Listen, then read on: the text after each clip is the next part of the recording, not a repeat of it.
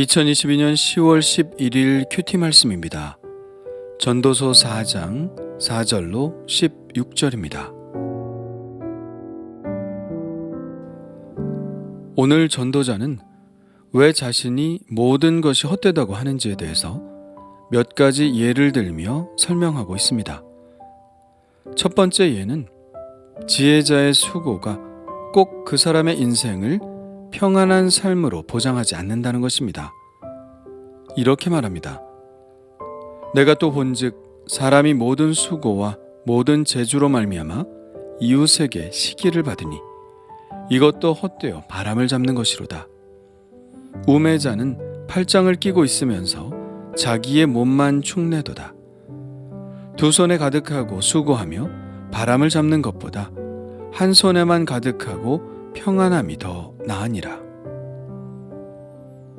이 말씀을 그대로 이해한다면 어떤 지혜자가 수고하여 업적을 이루면 주위 사람들은 그것을 칭찬하지 않고 오히려 시기하니 헛되지 아니한가 하는 것입니다. 또한 우매자는 아무것도 하지 않으면서 자기 몸만 축낸다고 비판을 받지만 두 손에 업적을 움켜쥐고 허무한 것보다는 좀 부족해도 평안한 삶이 더 낫다는 것입니다. 사람들이 더 많이 수고하는 이유는 더 많이 소유하려 하기 때문입니다. 더 많이 소유하려는 이유는 경쟁심 때문일 가능성이 매우 높고요. 그리고 더 많이 소유한 결과는 이웃의 시기를 받는 것과 헛되어 바람을 잡는 수고뿐이니 좀 덜 갖더라도 평안한 것이 더 낫지 않겠느냐는 말입니다. 사람이 게을러서 자신의 몸과 가족들의 몸도 보존하지 못한다면 비난받는 것이 당연하겠지만 만일 시기심과 경쟁심 때문에 몸을 혹사하며 소유하려고 한다면 그것은 현명한 삶이 아닐 겁니다. 모든 일에는 절제가 필요하죠. 좀 덜 벌더라도 몸의 건강과 가족 간의 관계를 챙기는 것, 그리고 이웃과의 관계, 더 나아가서 하나님과의 관계를 소중히 여기는 것이 현명하고 평안한 삶을 사는 비결이 아닐까요? 그는 또 하나의 헛된 수고를 말합니다. 어떤 사람은 아들도 없고 형제도 없이 홀로 있으나 그의 모든 수고에는 끝이 없도다. 또 비록 그의 눈은 부요를 족하게 여기지 아니하면서 이르기를 내가 누구를 위하여는 이같이 수고하고 나를 위하여는 행복을 누리지 못하게 하는가 하여도 이것도 헛되어 불행한 노고로다. 자신은 조금도 즐기지 못하면서 쉴 새 없이 재물을 모으지만 자기 소유를 물려줄 상속자가 없는 사람의 노고를 말하는 것이죠.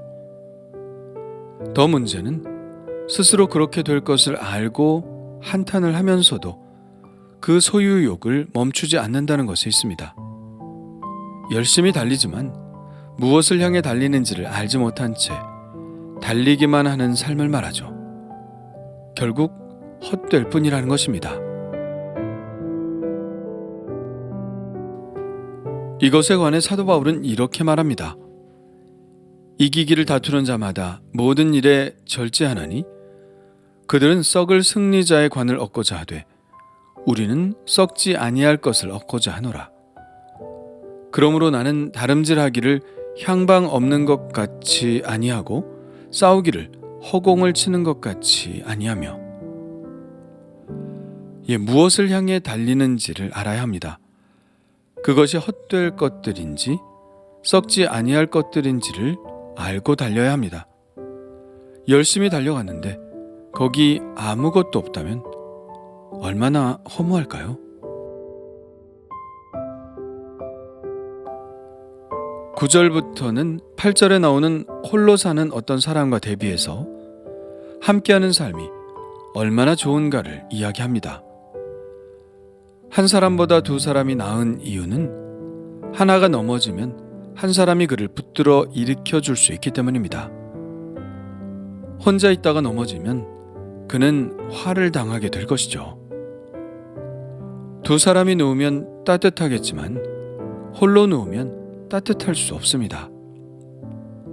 한 사람이 싸우면 패하겠지만 두 사람이면 능히 맞설 수 있습니다. 세 겹줄은 쉽게 끊어지지 않으니까요. 이 교훈은 우리의 신앙생활에도 매우 중요한 조언입니다.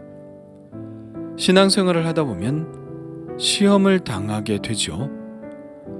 우리의 신앙을 위협하는 요소들이 도처에 있습니다.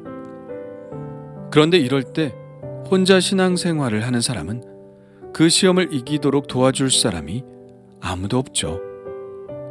혼자 신앙생활을 함으로 아무의 간섭도 받지 않는 것은 일단은 편할지는 몰라도 그것은 매우 위험한데요.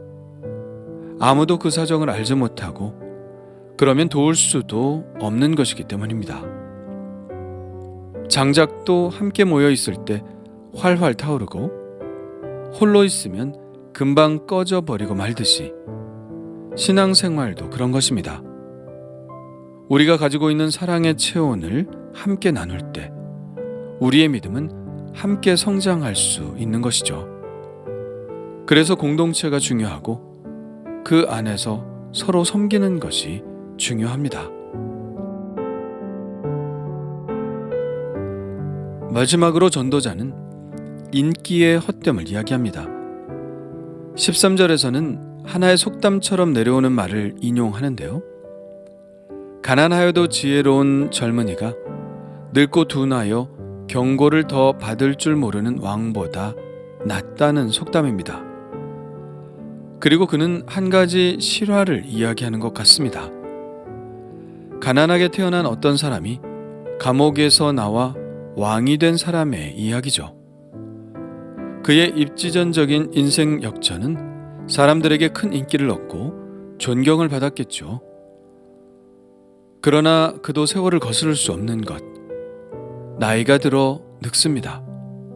그야말로 늙고 둔하여 경고를 더 받을 줄 모르는 왕이 된 것이죠. 그러다가 15절에 보니 또 한 사람이 등장합니다. 왕의 다음 자리에 있다가 왕을 대신하여 일어난 한 젊은이죠. 사람들은 그 젊은이에게 환호했습니다. 늙고 둔한 왕보다는 매우 신선했으니까요. 그런데 그는 어떤가요? 그도 똑같은 운명을 겪게 되죠. 후에 오는 자들은 그를 기뻐하지 않을 것이기 때문입니다. 그러니 사람들의 인기와 여론에 기대어 살아가는 것이 얼마나 어리석은 일인가요? 인기를 먹고 사는 정치인들이나 셀럽들이 인기가 사그러들었을 때 엄청난 공허함을 느끼는 이유이죠. 자, 이렇게 세상에는 헛된 것들 투성이입니다. 그런데 인생은 무엇인가를 붙들고 살아야 하는 것도 사실입니다. 그것이 살아가는 동력이 되니까요. 그런데 문제는 그것이 우리로 하여금 무엇을 하게 하는 동력이 되는 것은 사실이지만 그 결과가 좋으리라는 보장이 없다는 것입니다. 그러므로 우리는 신중하게 생각해야 하죠. 그 결과가 헛된 것으로 판명이 날지 아니면 참된 보람으로 남을지. 오늘 말씀은 목적 없는 소유는 우리가 붙들고 가야 할 것이 아니라고 말합니다. 절제가 없는 수고는 인생을 더욱 헛되게 느끼게 할 뿐이라고 말합니다. 사람들의 인기도 젊음도 패기도 끝까지 가는 것은 아니라고 말하고 있죠. 그러니 그런 것들이 우리가 붙들고 살아야 할 이유는 아니라는 것입니다. 그러면 우리는 무엇을 붙들고 살아가야 할까요? 오늘 말씀에는 그 해답이 정확히 나와 있지 않지만 잘 묵상해 보면 해답이 나와 있는 것도 같습니다. 그것이 무엇인지 한번 찾아보시죠.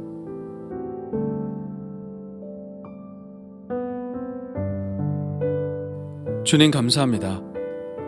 경쟁심에서 유발된 수고를 하지 않게 하시고 평안을 해치는 지나친 수고도 하지 않게 하시며 목적 없고 만족 없는 수고를 하지 않게 하여 주옵소서.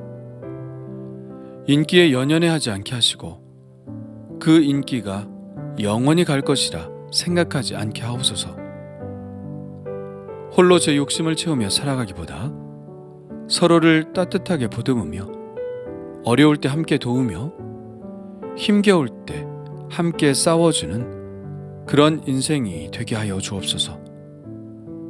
예수님의 이름으로 기도합니다. 아멘.